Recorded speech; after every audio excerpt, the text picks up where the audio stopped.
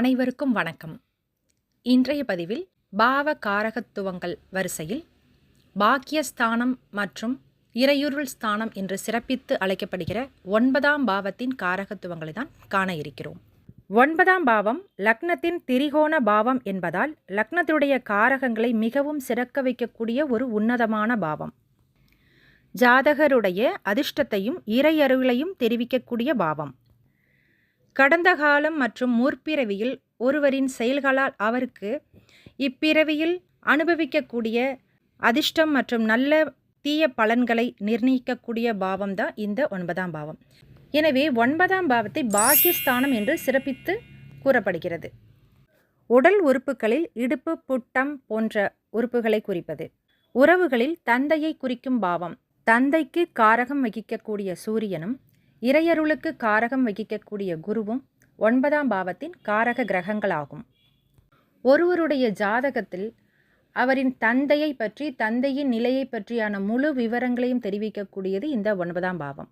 தந்தையுடைய தொழில் நிலை, தந்தை வழி உறவுகளை, மேலும் தந்தை மூலமாக ஜாதகருக்கு கிடைக்கக்கூடிய அத்தனை விதமான பலன்களையும் தெரிவிப்பது இந்த 9ஆம் பாவம்.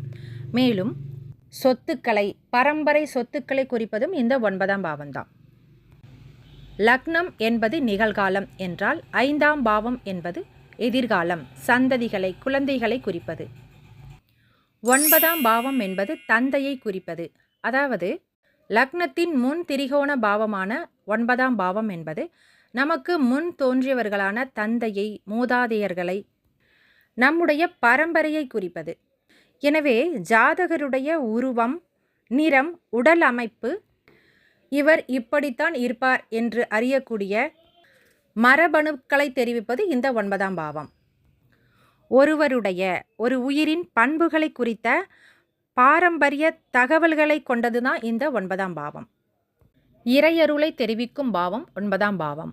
ஒருவருக்கு இருக்கக்கூடிய தெய்வ நம்பிக்கையை, மத நம்பிக்கையை, தெய்வ அனுகிரகத்தை தெரிவிப்பது. இறை சக்தியை, குரு உபதேசத்தை தெரிவிப்பது 9ஆம் பாவம். மடாதிபதிகளை, மத போதகர்களை, அர்ச்சகர்களை தெரிவிப்பது. 3ஆம் பாவம் குறுகிய பயணத்தை தெரிவிப்பது என்றால் 9ஆம் பாவம் என்பது நீண்ட தூர பயணங்களை தெரிவிப்பது. ஆன்மீக பயணம் செல்வது, ஆன்மீக சுற்றுலா, தீர்த்த யாத்திரை, தொலைதூர பயணங்கள், அயல்நாட்டு பயணங்கள், ஆன்மீகவாதிகளை சந்திப்பது, இவை அனைத்தும் 9ஆம் பாவத்தில் தான் வரும்.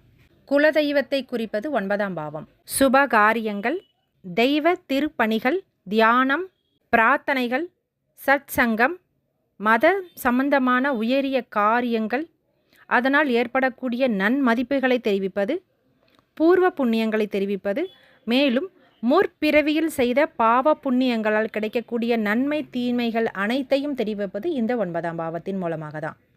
ஒருவருடைய உயர் கல்வி நிலையை தெரிவிப்பது, ஆராய்ச்சி திறமையை தெரிவிப்பது, பேராசிரியர்களை, பல்கலைக்கழகங்களை, உலக அனுபவங்களை தெரிவிப்பது இந்த 9ஆம் பாவம். நீதித்துறையை குறிப்பது, நீதிபதி, சட்டம், ஏற்றுமதி இறக்குமதி சார்ந்த விஷயங்கள், நன்னடத்தை செயல்களை குறிப்பது, வெளிநாட்டை குறிப்பது. மேலும் ஒருவருடைய 2வது திருமண நிலையை குறிப்பது 9ஆம் பாவம்தான். இயற்கையை குறிப்பது, நேர்மை, விசுவாசம், தியாக சிந்தனை, உபாசனை போன்ற குணங்களை தெரிவிப்பது இந்த 9ஆம் பாவம்.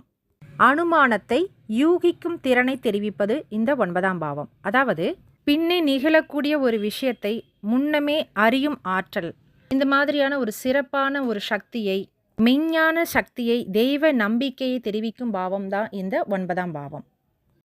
9ஆம் பாவம் என்பது ஜாதகரின் அதிர்ஷ்டத்தையும் இறை அருளையும் குறிக்கும் பாவம். தந்தையின் மூலமாக வரும் பேர், புகழ் மற்றும் தந்தையின் வாயிலாக ஜாதகருக்கு கிடைக்கக்கூடிய அனைத்து விதமான நன்மை தீமைகளையும் 9ஆம் பாவம் மற்றும் 9ஆம் பாவத்தின் தொடர்புகளை வைத்து அறிய முடியும். இந்த பதிவில் 9ஆம் பாவத்தின் சிறப்புகள் மற்றும் காரகங்களை பார்த்தோம். அடுத்த பதிவில் சந்திக்கும் வரை நன்றி, வணக்கம்.